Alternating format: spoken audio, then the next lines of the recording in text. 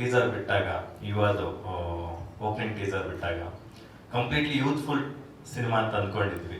ಅದರ ಹೊರತಾಗಿ ಈಗ ನೋಡಿದ್ರೆ ಈ ಸಾಂಗಿಂದ ಹೊಸ ತಿರುವು ತಗೊಳ್ಳೋಂಗೆ ಅನಿಸ್ತಾ ಇದೆ. ಸೊ ಈ ಹಿಂದೆ ರಾಮಾಚಾರಿ ಸಿನಿಮಾದಲ್ಲಿ ಇದೇ ಥರದೊಂದು ಸಾಂಗ್ ಇತ್ತು, ಕಾರ್ಮೋಡ ಸರಿದು ಸಾಂಗ್.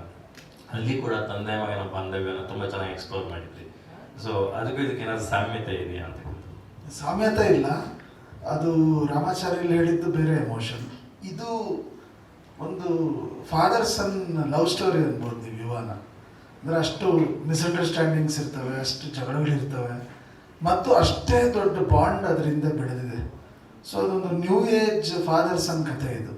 ಸೊ ನಾವು ಫಸ್ಟ್ ಹಾಫ್ನ ಡಿಸೈನ್ ಮಾಡಿರೋ ರೀತಿ ಯೂತ್ ಡ್ರಿವನ್. ನೀವು ನೋಡಿದಂಗೆ ಮುಂದೆ ಹಿಂದಿನ 2 ಹಾಡುಗಳು ಬಂತಲ್ಲ, ಟೀಸರ್ ಬಂತಲ್ಲ, ಆ ಥರದ್ದು ಟ್ರೈಲರ್ ಬಂದಾಗ ನಿಮ್ಗೆ ಅರ್ಥ ಆಗ್ಬಿಡುತ್ತೆ. ಇದು ಒಂದು ನಮಗೆ ಜಗತ್ತಿಗೆ ಪರಿಚಯಿಸೋ ತಾಯಿ, ಬದುಕಿಗೆ ಪರಿಚಯಿಸೋ ತಂದೆ.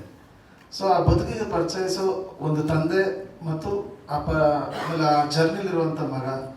ಇದು ತುಂಬ ಏನೋ ಔಟ್ ಆಫ್ ದಿ ಬಾಕ್ಸ್ ಕತೆ ಅಲ್ಲ ಇದು. ಇದರಲ್ಲಿ ಬಂದೋಗೋ ಮಾತುಕತೆಗಳು ನೀವು ನಿಮ್ಮ ತಂದೆ ಹತ್ರ ಮಾತಾಡಿರ್ತೀರ, ನಾನು ಮಾತಾಡಿರ್ತೀನಿ. ಆ ಥರದ್ದೊಂದು ಸಿನಿಮಾ ಯುವ. ಒಂದು ಫ್ಯಾಮಿಲಿ ಸುತ್ತ, ಅಂದರೆ ಒಂದು ಪಕ್ಕಾ ಮಿಡಲ್ ಕ್ಲಾಸ್ ಎಂಟರ್ಟೈನ್ಮೆಂಟ್ ಇರುವಂಥ ಸಿನಿಮಾ. ಅಂದರೆ ಒಂದು ಮಿಡಲ್ ಕ್ಲಾಸ್ ಬದುಕು ಮತ್ತು ಅಲ್ಲಿರುವಂಥ ಸಂಬಂಧದಲ್ಲಿರುವಂಥ ಸಂಘರ್ಷಗಳು ಮತ್ತು ತಂದೆ ಮಗನ ಮಧ್ಯೆ ಇರುವಂಥ ಒಂದು ಮಿಸ್ಅಂಡರ್ಸ್ಟ್ಯಾಂಡಿಂಗ್ ಆಗ್ಬೋದು, ಜಗಳ ಆಗ್ಬೋದು, ವಾದ ವಿವಾದ ಆಗ್ಬೋದು, ಮತ್ತು ಅದರಿಂದ ಇರೋ ದೊಡ್ಡ ಒಂದು ಕಾಳಜಿ, ಪ್ರೀತಿ, ಅದರ ರಿಯಲೈಸೇಷನ್ನೇ ಯುವ. ಸೊ ಅದನ್ನು ಈ ಹಾಡು ಸಿನಿಮಾದ ಬಹಳ ಕ್ರೂಷಲ್ ಹಾಡು. ಸೊ ಈ ಹಾಡಿಂದನೇ ಸಿನಿಮಾದ ತಿರುವು.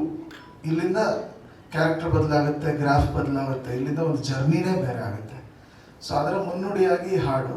ಆಮೇಲೆ ಇಲ್ಲಿ ಅಪ್ಪುಗೇನೋ ವರ್ಡ್ ಯಾಕೆ ಬಂತು ಅಂದರೆ, ನಿಮಗೆ ಗೊತ್ತಿರೋ ಹಾಗೆ ಒಂದು ಹಗ್ ಒಂದು ತಪ್ಪಿಕೊಂಡ್ರೆ ಒಂದು ಅಪ್ಪುಗೆಯಲ್ಲಿ ಎಷ್ಟೋ ಗೊಂದಲಗಳು, ಮಿಸ್ಅಂಡರ್ಸ್ಟ್ಯಾಂಡಿಂಗ್ಗಳು ಕಳೆದೋಗ್ಬಿಡ್ತವೆ. ಈಗ ಒಂದು ಫ್ರೆಂಡ್ಶಿಪ್ಪಲ್ಲಿ ತಗೊಳ್ಳಿ ಅಥವಾ ಮನೇಲಿ ತಗೊಳ್ಳಿ, ಅದರಲ್ಲೂ ತಂದೆ ಮತ್ತು ಮಗನ ಸಂಬಂಧ ಎಲ್ಲ 90% ಆಫ್ ದಿ ಮನೆಗಳಲ್ಲಿ ಅದು ಫ್ರೆಂಡ್ಶಿಪ್ ಥರ ಇರೋದಿಲ್ಲ. ಒಂದು ಫಾದರ್ ಯಾವಾಗಲೂ ಒಬ್ಬ ಇಂಟ್ರೋವರ್ಟ್, ಏನೂ ಹೇಳ್ಕೊಡಲ್ಲ.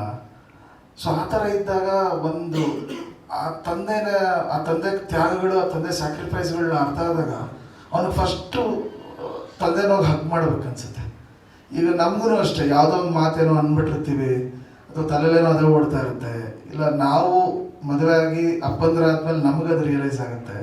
ಸೊ ಆ ಥರ ತಂದೆ ನೆನಪಾದಾಗ ಫಸ್ಟ್ ಅನ್ಸೋದು ಒಂದು ಹಗ್ ಕೊಡಬೇಕು ಅಂತ. ಸೊ ಒಂದು ಅಪ್ಪುಗೆ ಅಷ್ಟು ಮುಖ್ಯ ಒಂದು ಸಂಬಂಧದಲ್ಲಿ ಒಂದು ಹಗ್.